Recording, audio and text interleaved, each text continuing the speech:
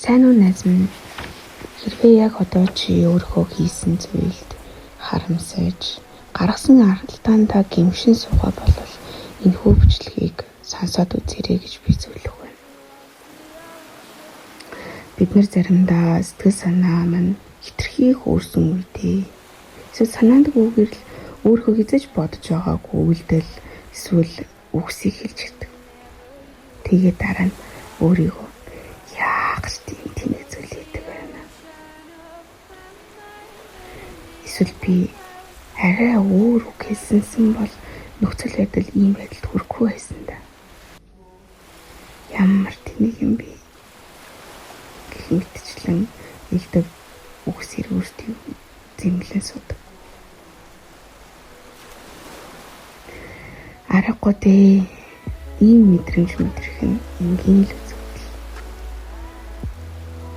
Өдөр бүр өөртөө итгэлтэй эсвэл эерэг байна гэдэг нь боломжгүй учраас хаяа ийм мэдрэмж мэдрэхдээ өөрийгөө битгий буруутгаарай.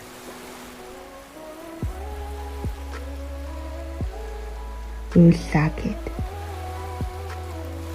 өөртөө гомдлоо гэд гуниглаа гэд энэ нь сул дорой байдал бол биш юм.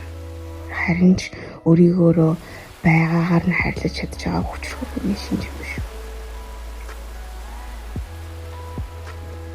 Та нарын сэтгэл санааг жоохон ч гэсэндээ өргөж магадгүй гэж бодсон хэдэн сануулгыг та бүхэнд өргөх гэсэн. Юуны өмнө энэ л зүйлийг маш сайн ойлгоо. Энэ огторгой ертөнц дээр чи бол жижигхэн хүмхийн тоос. Чиний хийсэн үйлдэлээс болоод дэлхийн ертөнд сүрхгүй. Цаг хугацаа өнгөрч бүх л зүйл мартагдана. Чи ч гэсэндээ ороогүй замхан алгавал. Тиймээс алдаа, дутагдал, асуудал бүрээ аавраг том зүйл шиг санаа хэрэг байна. Тэд бол жижигхэн л нэг зүйл. Хоёртон гэж хэлэхэд энэ нь зүгээр л нэг онцгүй өдөр болохоос ш. Чиний амьдрал тэр чигтээ муухай бол биш гэдгийг санаарай. Яг үнэндээ энэ мэдрэмж хэсэгэн хугацааны дараа арилах болно.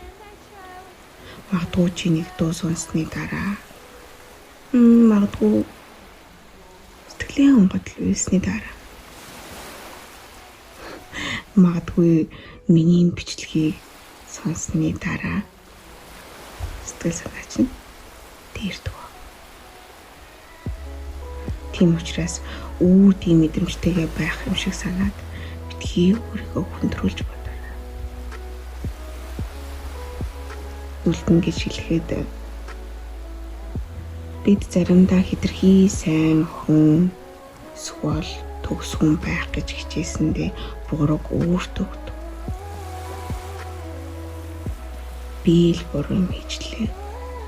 Надаас л боллоо гэх мэтчлэн өөрийгөө зэмлдэг. Гэхдээ зарим үед уучлалт гуйхын оронд тиймээд би тэгсэн.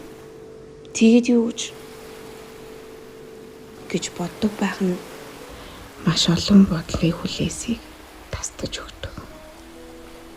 Өөрийгөө зэмлэх үедээ энэ л үгсийг бодож бас эдгээр үгсийг сонсох үедээ би их тайвширдаг.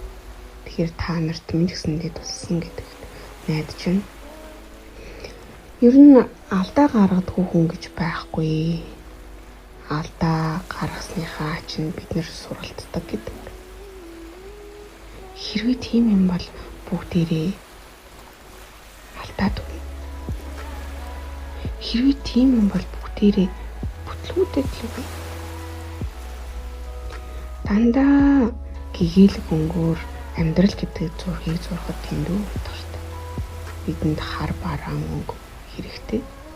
Тэгэхээр амьдрал гэдэг үзэсгэлэндээ сайхан зураг гаргахын тулд бүгдээрээ алдаж, онож, амьд гэдрээ мэдэрч амьдарцгаая.